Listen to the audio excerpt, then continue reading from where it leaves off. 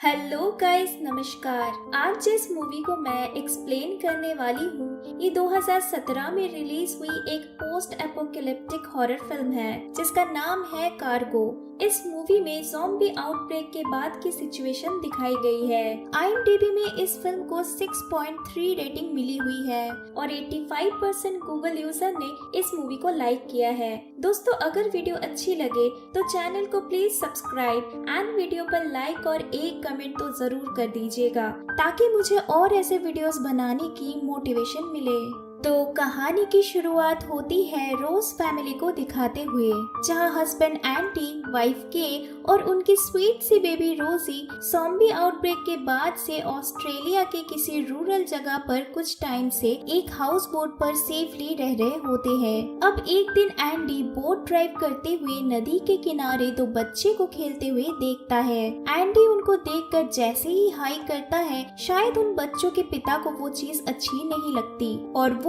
Pocket से gun निकालकर Andy को दिखाते हैं, जिसे देखने के बाद एंडी अंदर चला जाता है। अब रात को एंडी और की के बीच आर्ग्यूमेंट हो जाती है क्योंकि बोट पर उनके पास सिर्फ 3 वक्त का खाना ही बचा हुआ था, जिसे देख कर के बोट छोड़कर एक टाउन में चलने के लिए कहती है जो उनसे 30 से 40 किलोमीटर दूर था, ताकि वो लोग वहाँ से फूड सप्लाईज अरेंज कर सके। लेकिन एंडी कोई भी रिस्क नहीं लेना चाहता था और इसीलिए वो के को मना कर देता है क्योंकि बोट छोड़कर जमीन पर ट्रैवल करना उनके लिए बिल्कुल भी सेफ नहीं होता।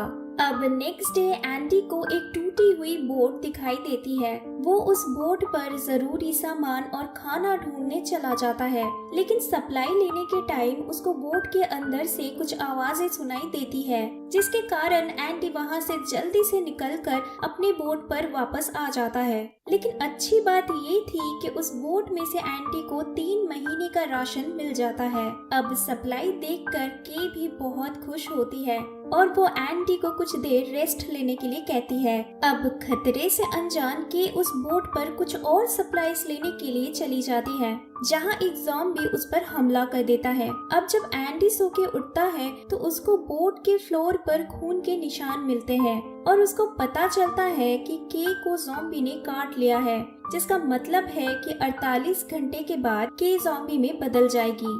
लेकिन एंडी ये सब कुछ भी मानने के लिए तैयार नहीं होता है कि उसकी बीवी के साथ कुछ गलत हो सकता है। उसको अभी भी यही लगता है कि के ठीक हो सकती है और इसीलिए एंडी के और रोजी को लेकर बोट छोड़ के जमीन पर आ जाता है ताकि वो के को हॉस्पिटल लेके जा सके। अब कुछ दूर चलते ही रास्ते में उनको एक कार मिलती है। जब एंडी उस कार में फ्यूल डालने लगता है तब एक ज़ॉम्बी वहां आ जाता है, लेकिन एंडी उसको देख लेता है और कार लेके वहां से निकल जाता है। अब कुछ दूर आने के बाद के कार से उतरती है रोजी का डायपर चेंज करने के लिए, लेकिन तभी के की तबीयत बहुत ज्यादा बिगड़ जाती है और वो जमीन पर गिर जाती है। इसके बाद जब के को होश आता है तो वो एंडी के ऊपर चिल्लाने लगती है ताकि एंडी उसको यहीं पर छोड़ के चला जाए, क्योंकि उसको डर होता है कि वो ज़ॉम्बी में टर्न होने के बाद एंडी या फिर रोजी को इन्फेक्टेड कर देगी। लेकिन एंडी के को जबरदस्ती कार में बिठा के दरवाजे का हैंडल तोड़ डालता है।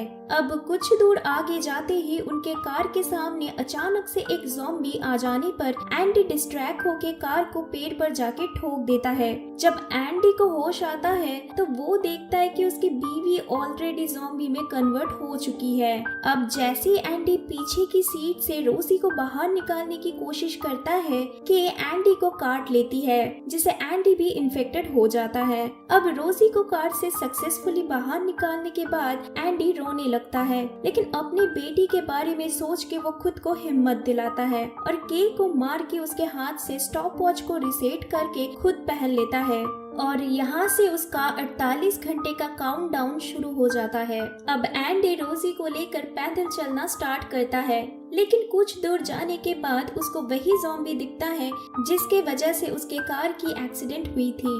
एंडी जैसे ही खुद को उस ज़ॉम्बी से डिफेंड करने की कोशिश करता है तभी वहाँ एक बच्ची आ जाती है जिसका नाम होता है ठूमी। वो एंडी को उसके डैड से दूर रहने के लिए कहती है और एक पत्थर से खुद का हाथ काट लेती है, जिसके कारण उसके ज़ॉम्बी डैड खून के स्मेल को फॉलो करते हुए ठूमी के पीछे पीछे चले जाते हैं। अब इसके बाद एंडी उसी टाउन में चला जाता है जिसके बारे में के ने उसको बताया था।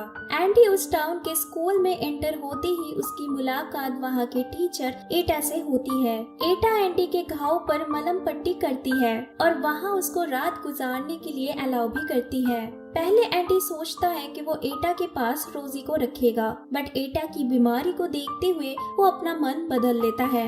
अब इधर ठूमी के मदर को दिखाया जाता है जो कबीले के दूसरे लोगों के साथ ज़ॉम्बियों का शिकार कर रही होती है ताकि उनको मार के इस एरिया को क्लियर किया जा सके, और साथ में वो ठूमी को भी ढूंढ रही होती है। एक्चुअली दोस्तों, ठूमी अपने डैड से बहुत क्लोज होती है। उसके डैड अब ज़ॉम्बी बन चुके हैं ये जानने के बाद भी वो अपने डैड को छोड़ नहीं पाई है और इसीलिए वो उसके डैड को एक गड्ढे के अंदर कैद करके रखती है और उन पर नजर रखती है ताकि उसकी मॉम या फिर कबीले वाले उसके डैड को मार न दे, और इसीलिए वो अपने मॉम से छुपकर अकेले रहती है। अब इधर एंडी को दिखाया जाता है जिसका तबीयत रात में बहुत खराब हो चुका था। उसको खून की उल्टी होने लगी थी और वो बेहोश हो चुका था। सुबह जब उसको होश आता है तो वो देखता है कि उसके पास सिर्फ 32 घंटे बचे हुए हैं। इसके बाद एंडी एटा से मिलता है जहां एटा उसको ठूमी की फैमिली की फोटो दिखाती है। ठूमी एटा की स्टूडेंट रह चुकी थी और उसके पिता एटा के बहुत अच्छे दोस्त थे, तो इसीलिए वो ठूमी के फादर को ढूंढने के लिए कहती है ताकि रोजी उनके पास सेफली रह सके। बट एटा को पता नहीं होता है कि ठूमी के डैड ऑलरेडी एक ज़ॉम्बी बन चुके हैं। अब इसके बाद एंडी रोजी को लेकर वहाँ से निकल जाता है। कुछ दूर जाने के बाद रास्ते में उसको एक कार दिखती है और वो जैसे उस कार के पास पहुंचता है तभी सामने से एक आदमी गोली चला देता है और एंडी के पीछे आ रहा ज़ॉम्बी को मार डालता है। वो आदमी अपना नाम विक बताता है और बदले में एंडी को उसकी मदद करने के लिए कहता है क्योंकि विक का पैर एक टैंक के नीचे दब चुका था। एंडी को वो कार की चाबी देता है जिसके मदद से एंडी उस टैंक को हटा देता है और वो लोग वहाँ से निकल के विक के शेल्टर में चले जाते हैं जहाँ वो अपनी बीवी लॉरेन के साथ रहता था।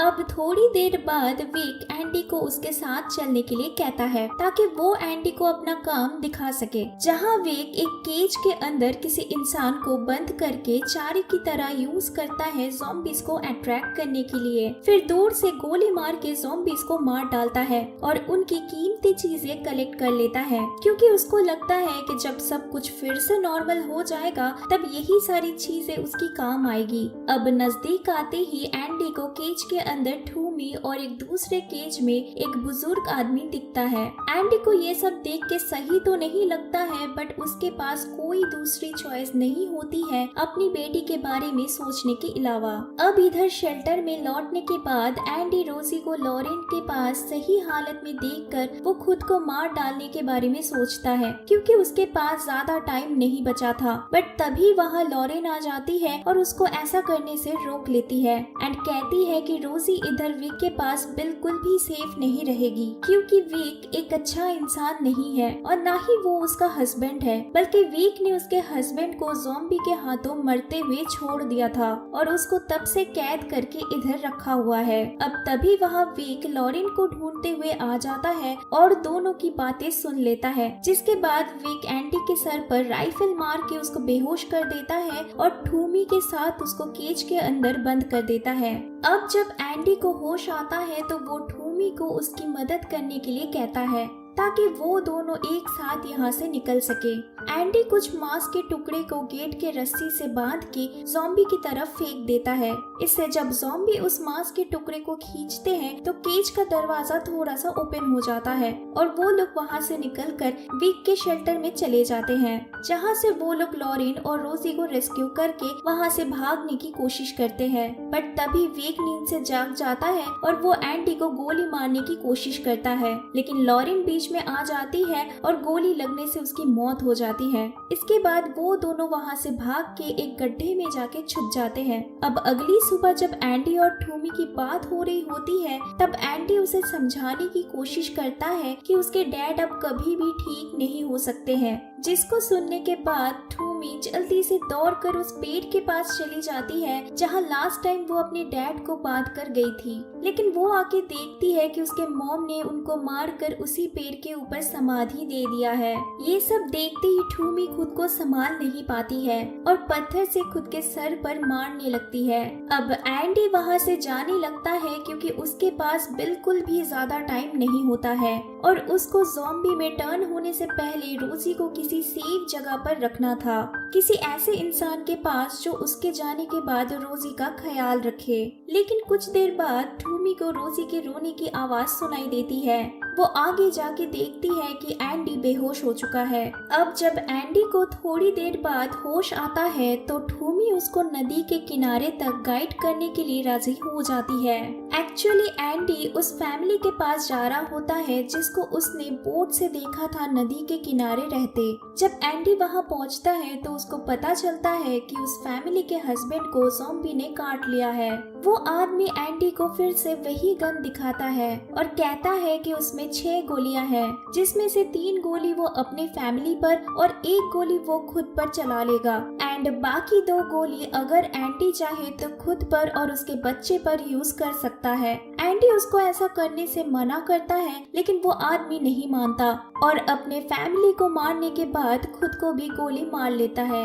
अब एंडी परेशान हो जाता है और वो गन उठा के खुद को मारने के बारे में सोचता है, लेकिन तभी वहाँ ठूमी आ जाती है और एंडी को बताती है कि वो फाइनली घर जाना चाहती है उसके मम्मी के पास और अगर एंडी चाहे तो वो रोजी को उसके कबीले वालों के पास दे सकता है जिससे रोजी सेफ रहेगी। एंडी ये सब सुनते ही ठूमी को हाँ बोल देता है और वो लोग पहाड़ के ऊपर दिख रही धुएं की तरफ आगे बढ़ने लगते हैं जहाँ आदिवासी लोग ज़ॉम्बीज़ को मार के जला रहे थे।